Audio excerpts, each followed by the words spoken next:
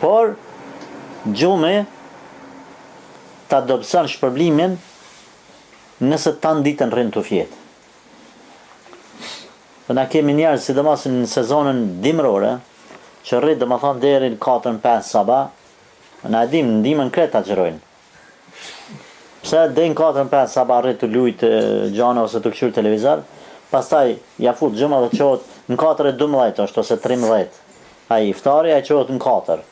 Bile ty pastru dhomët e ty la flok këto syt. Tamam ti rezoni thot kusa herët po thirrë, spriti e pak se suni krav ky frizurën më nej. Ai nuk është agjërim ashtu. Nëse pra gjumi vetë ju nëse të largon prej leximit Kuranit, prej disa adhurimeve, është i papëlqyer. Por nëse të shkakton gjumi është shkaktar për milon farzët, siç janë namazi, atëherë ka lënë haram.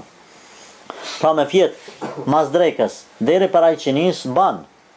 Ama me fjet mas drekës deri në iftar, iqiniat ka ikën në çat momentin e iqinis ti e ki haram çat gjum. Momentin e iqindis e ki haram, se ty ti ki namazi.